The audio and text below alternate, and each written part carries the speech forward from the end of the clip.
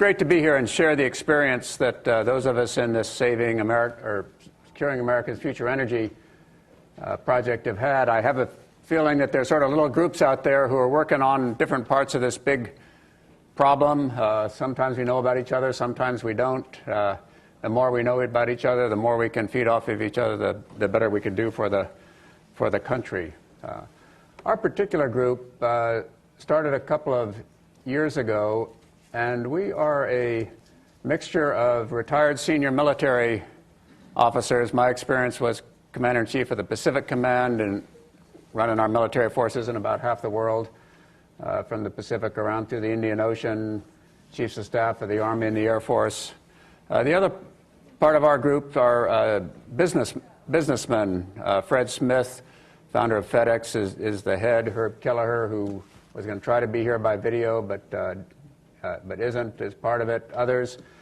And we just had this gut feeling that we needed to take action on energy dependence, specifically oil dependence. I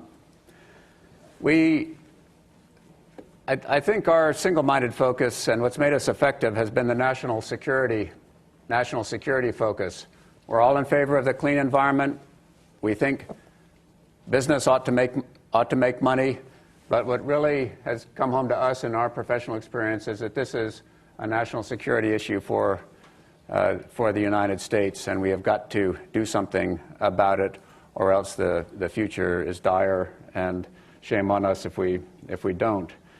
We sort of, in my time in the armed forces, those of us who served there, we felt that our economy, our security, is becoming increasingly hostage to distant events in countries that we don't have very good tools to deal with.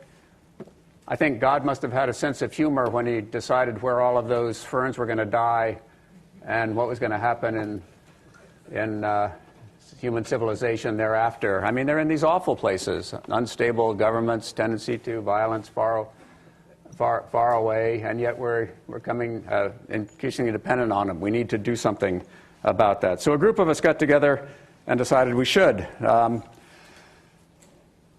Also, we were impelled by an exercise that we held early on over the last 2 or 3 years, and these were a series of seminars called oil shockwave events. We constituted a cabinet with a president and a national security advisor and a secretary of energy and a secretary of transportation, and then we posited just a few very easily understood, very probable events in distant places, some of them man-made, some of them natural, that would interrupt the oil supply. And we modeled through the effect on the United States, and the effects were just awful. A supply line broken here, an oil tanker going ashore there, another country that doesn't like us much doing some nasty things on its end of the supply, and pretty soon you have the devastating economic effects in the United States, and you have very, very few tools to deal with it, to do anything about it in the short term. And it sort of drives you back to that point that Shai made here an hour or so ago, which is that what it really makes you wish is you'd started a while ago, you'd started 5 years, 10 years ago to change this situation, so you wouldn't be so dependent. And that's sort of what impelled us. So we looked out. We set what we thought was a realistic goal, which was to decrease the oil intensity of the United States by 50% by the year 2030. Oil intensity, of course, is the amount of oil we import for every dollar of GDP. We had seen a dramatic drop in that oil intensity after the first set of oil crises back in the 70s.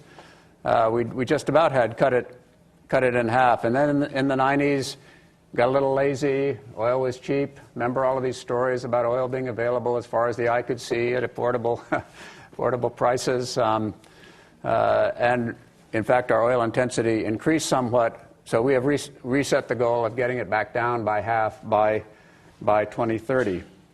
And then when you look at okay, that's the goal. What do you want to do to make it?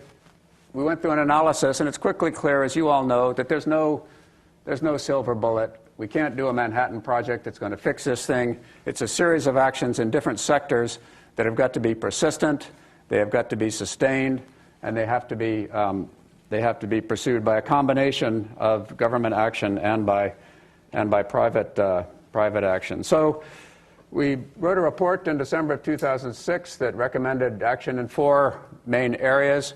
First area was to increase the fuel efficiency of our fleet, putting back in CAFE standards, but better standards, not ones that favored automatically manufacturers that already had small cars, but one that were even in their effect, required equal work by different manufacturers.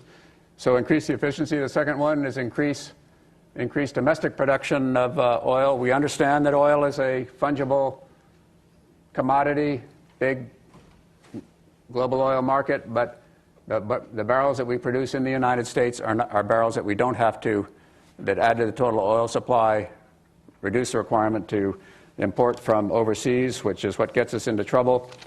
The third piece was do a better job with the alternatives. Corn-based ethanol, wonderful as it was clearly not the answer. Needed to do some work to broaden that base of biomass alternatives. And then finally, get a little bit smarter about our national security policy in these areas that where we get oil. When I came into the Navy, we took care of our interests in the Middle East with a 1-star admiral and 2 destroyers.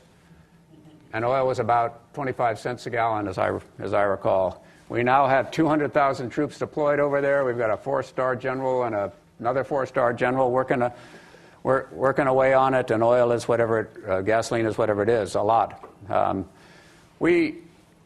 We have simply militarized our approach to the Middle East because of this underlying drive of that's where the discretionary oil is. And when it comes to a crisis and you look around for things that you have to do, you don't have much time for elegant diplomacy. You don't have much time for nice economic measures that are long lasting.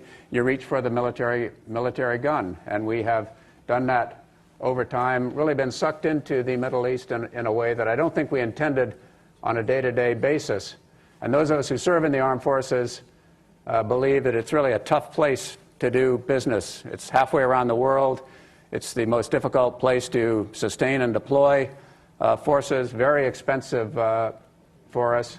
In addition, a large military footprint in a place like the Middle East has toxic side effects that we all know about. We interfere with our attainment of other objectives there.